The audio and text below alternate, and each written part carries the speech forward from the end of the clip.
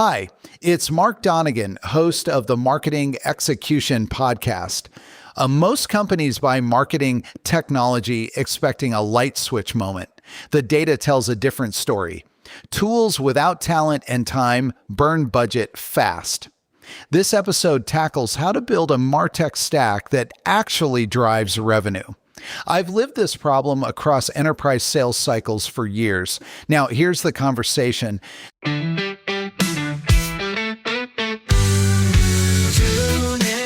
Listen up, it's marketing time. Bright ideas sparking, blowing your mind. From strategies to big exec dreams, catch the buzz and join the execution. Marketing Convo.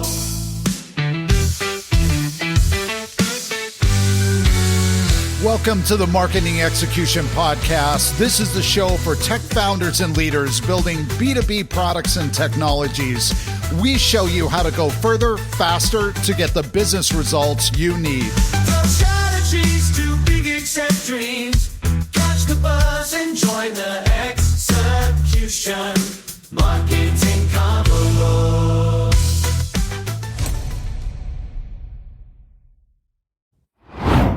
Mark, we're always telling founders to go buy the latest tool, stack their tech, and automate everything. Well, I came across this book written by Darrell Alfonso, the MarTech Handbook, and he said something that stopped me cold. Oh yeah? Darrell's sharp. What'd he say? He said, you cannot buy a tool to fix bad marketing. Oh man, that is so true. And it's the thing nobody wants to hear. Like, founders come to me all the time saying, if only we had this platform, if only we had that automation tool, then our marketing would work. And I'm sitting there thinking, your messaging is broken. Your positioning is unclear. No tool fixes that. Right. And what really got me was this idea of shiny object syndrome. He called it out specifically for marketers. Oh, we're the worst at this. Absolutely the worst. I mean, think about it. New social tool drops, new AI thing launches, and suddenly everyone's convinced that's the missing piece. But here's the hidden secret nobody talks about on the Marketing Execution Podcast or anywhere else, really. The companies winning with MarTech, they're usually using fewer tools, not more. They've just figured out how to make 3 or 4 platforms talk to each other really well. Wait, fewer tools? That seems counterintuitive.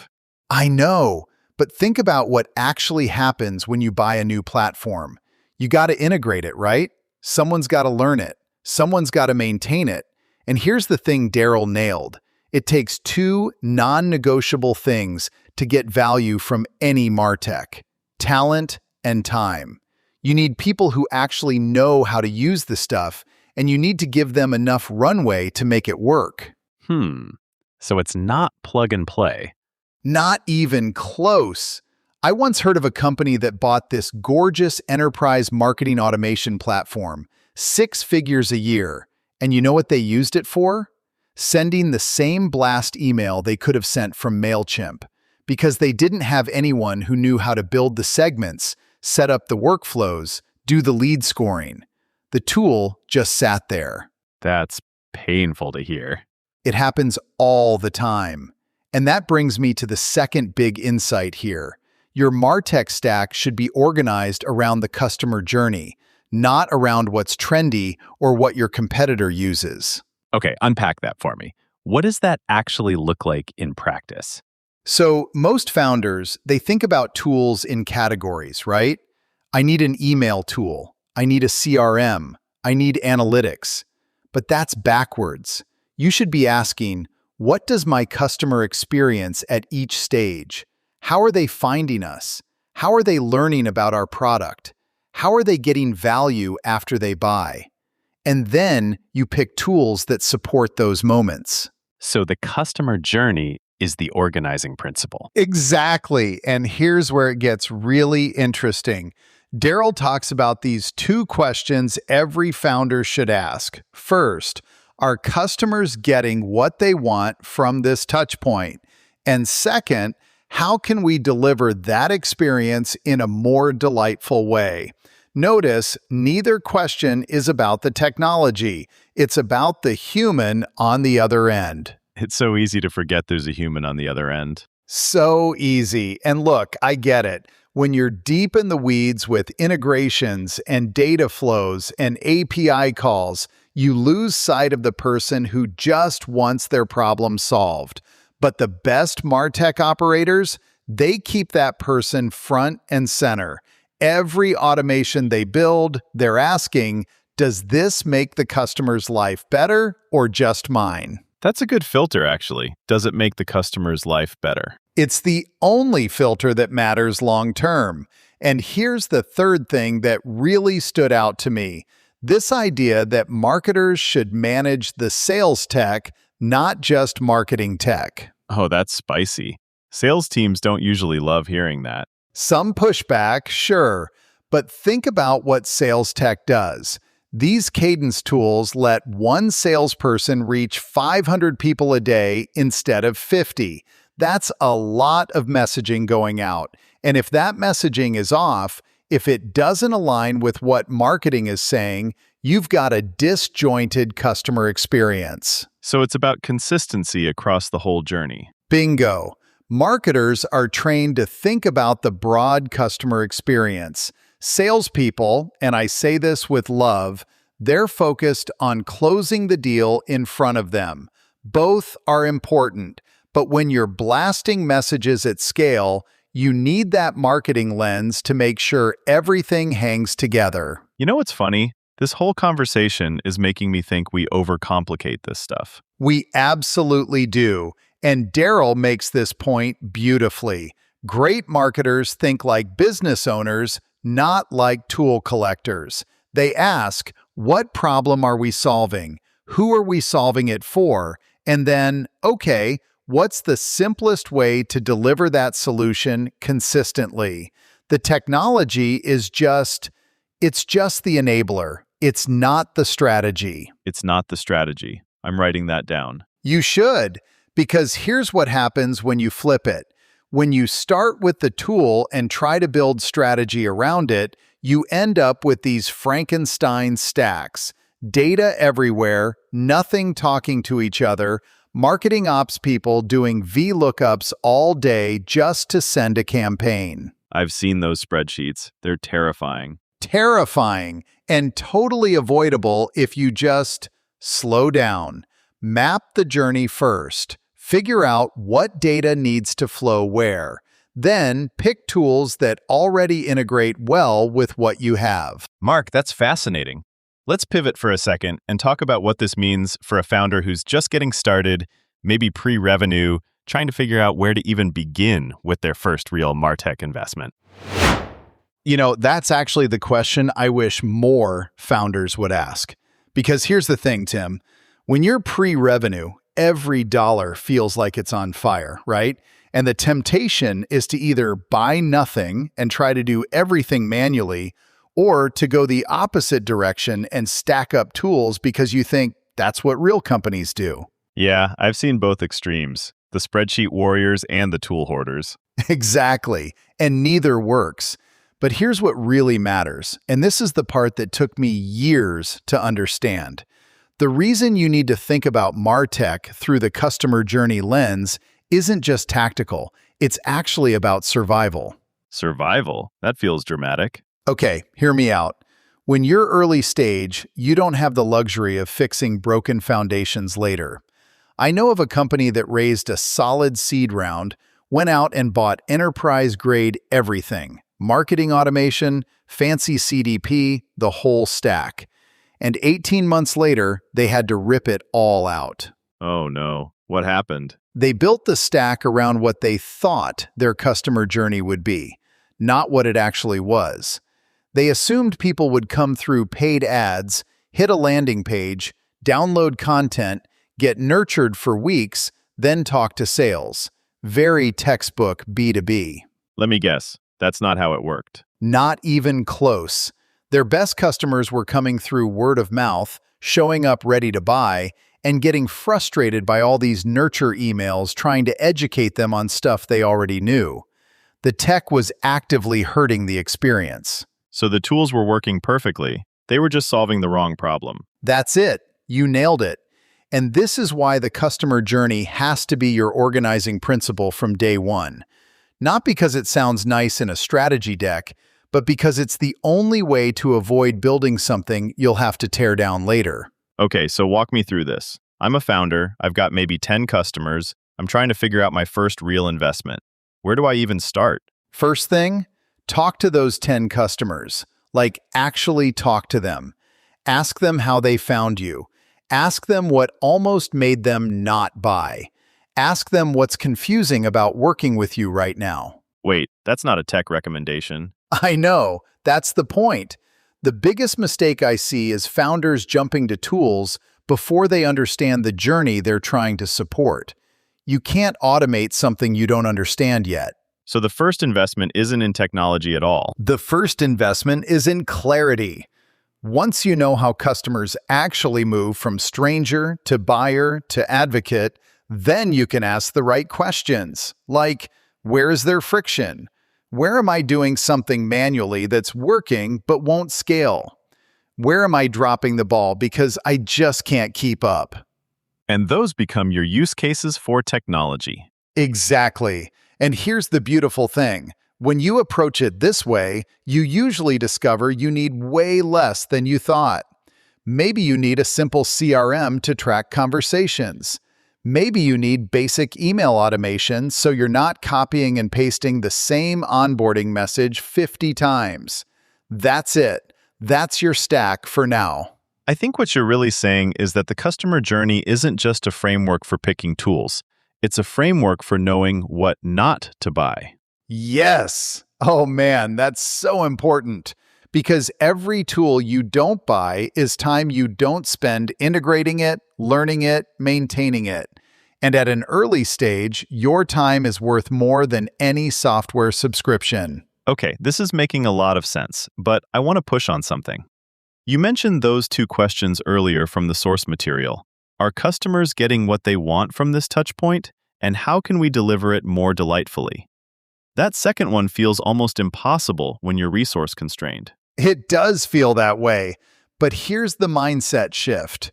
Delight doesn't mean expensive. Delight often means simple. I know of a founder who was competing against companies with massive MarTech stacks. You know what her secret weapon was? Tell me. A personal video. Every new customer got a 60-second video from her recorded on her phone, welcoming them by name. No fancy platform, just her face, their name, genuine excitement. Customers loved it. They shared it. They told friends. That's delight without a single enterprise tool. That's brilliant. And it probably took her less time than configuring some automated welcome sequence. Way less. And here's the deeper point. That approach works because she understood her customer journey. She knew that moment right after purchase was when people felt most uncertain. So she addressed it directly. The tech came later, when she had enough customers that personal videos weren't sustainable anymore. So the journey tells you what to do. The scale tells you when to automate it. I'm writing that down. That's the whole philosophy right there. All right, Mark, I feel like we've really gotten to the heart of why this matters. But I know our listeners are going to want to know what this looks like in practice. How do you actually map a journey? What questions do you ask? What does a minimal but effective stack look like at different stages? Can we dig into the practical playbook next? Okay, so first things first, you got to map the journey before you buy a single tool. And I mean actually map it. Write down every single step a customer takes from the moment they hear about you to the moment they become a fan who tells their friends. Every step? That sounds like a lot. It is, but here's the trick. You break it into 5 buckets: awareness, consideration, purchase, onboarding, and advocacy. Those are your stages. Wait, I've seen frameworks with like 12 stages. Yeah, and those are great for enterprise teams with 50 people. For a startup, 5 is plenty. Keep it simple. Okay, 5 buckets. Then what? Then you ask 3 questions for each stage. 1. What is the customer trying to do here? 2. What friction are they hitting? 3. What are we doing manually right now to help them? That third question is interesting. You're looking for the manual stuff. Exactly, because that's where tech can actually help. You're not guessing, you're automating something that already works. Can you give me an example? Sure, think about Calendly. Before they existed, people were sending 5 emails back and forth just to book a meeting. That was the manual process. Calendly just automated the handshake. So they found the friction point and built a tool around it. Right, and you can do the same thing internally. Find where you're copying and pasting. Find where you're dropping balls. That's your signal. All right, so I've mapped my journey. I've found the friction. Now I'm ready to buy tools? Not yet. First, you got to prioritize. And here's how I think about it. Ask yourself, where is the biggest drop-off happening right now? Drop off meaning people leaving? Yeah, people bouncing, not converting, going silent, whatever your version of that is. Find the leakiest bucket first. So if tons of people visit my site but nobody fills out a form, that's my priority. Bingo. Fix that before you worry about fancy nurture sequences. No point nurturing leads you don't have. That's painfully obvious when you say it out loud. Most good advice is. Okay, so now let's talk about what a minimal stack looks like. And I mean minimal. I'm ready. Hit me. Stage 1, your pre-product market fit. Maybe 10 to 50 customers. Your stack is 3 things: a CRM, basic email, and a spreadsheet for tracking. A spreadsheet? Really? Yes! Look, HubSpot free tier is fine for CRM. MailChimp or even just Gmail with templates works for email. And a Google Sheet to track what's working. That's it. What about analytics? What about attribution? At this stage, you don't need fancy attribution. You need to talk to customers. Ask them how they found you. Write it down. That's your attribution model. And it's more accurate than any software because you're getting the real story, not just last-click data. Okay, so when do I graduate to more sophisticated tools? When manual processes start breaking, when you literally cannot keep up, that's your signal to add complexity. Think about Notion in their early days. They were doing a lot of community building manually, responding to every tweet, every email, every forum post. And it worked great for building loyalty, but that doesn't scale. So they added tools gradually, a help desk system when support tickets got overwhelming, community management tools when the forums exploded. But they waited until the pain was real. So the pain tells you what to buy. Always. If you're not feeling pain, you don't need the tool. Full stop. What about stage 2? Let's say I've got product market fit, maybe 100 customers. Revenue is growing. Now we're talking. This is where you add 3 things: marketing automation, better analytics, and maybe a dedicated support tool. Why marketing automation at this stage? Because now you have enough data to segment. You know who your best customers are. You can start sending different messages to different people based on behavior. So personalization becomes possible. Exactly. And here's a practical tip. Start with just 2 segments: new leads and existing customers. That's it. Don't go crazy with 15 segments on day 1. 2 segments. I can handle that. And your automation can be dead simple. New lead comes in, they get a welcome sequence, 3 emails over 2 weeks. Existing customer, they get product tips and updates. Done. What about the analytics piece? This is where you want to track the full funnel. How many people visit your site? How many convert to leads? How many become customers? What's the timeline look like? So I can see where people are getting stuck. Right, and tools like Mixpanel or Amplitude are great for this. They show you the actual user behavior, not just page views. Okay, this is super helpful. What about stage 3, scale mode? Now you're adding a customer data platform, maybe account-based marketing tools, integration layers to connect everything. Hold on, customer data platform. That's the CDP thing we hear about? Yeah, and honestly, most startups don't need one until they're doing serious volume. We're talking thousands of customers across multiple channels. So don't buy a CDP too early. I've seen companies spend six figures on a CDP when they had 200 customers. Total waste. Ouch. The CDP shines when you have data scattered everywhere.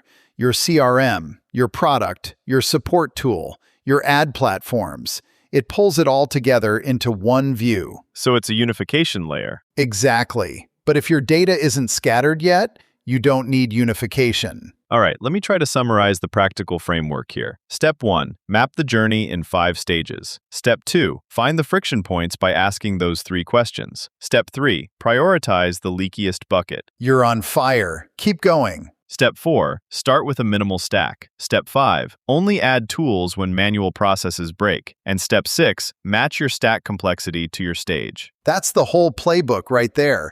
You could print that on a card and carry it around. I might actually do that. And here's one more thing. Every quarter, audit your stack. Ask yourself, are we actually using this tool? Is it driving results? If the answer is no for 2 quarters in a row, cut it. So the stack should shrink sometimes. Absolutely.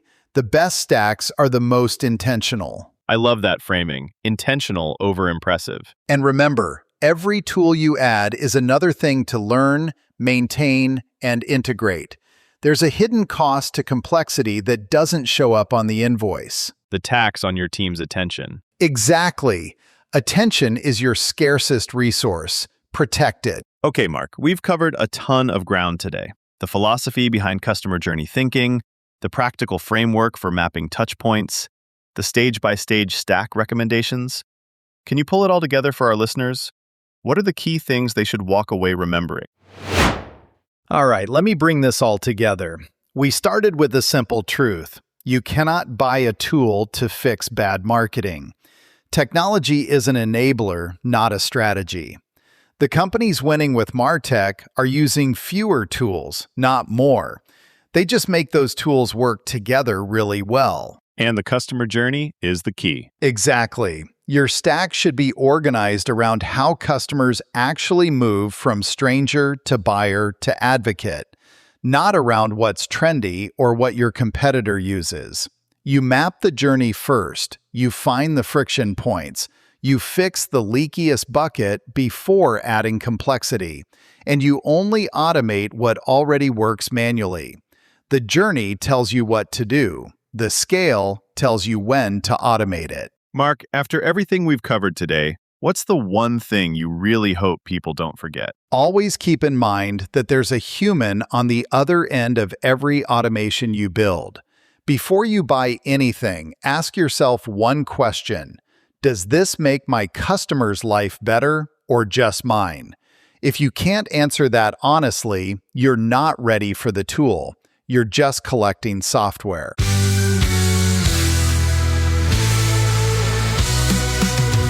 The Marketing Execution Podcast is produced by Growth Stage Marketing. We are on a mission to see your company reach wild success using marketing pods. Too big, accept dreams. Catch the buzz and join the execution. Marketing Convo. Thank you for listening and being a part of the marketing execution movement and community.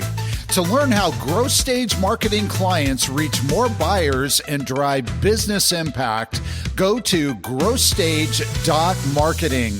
That's growthstage.marketing.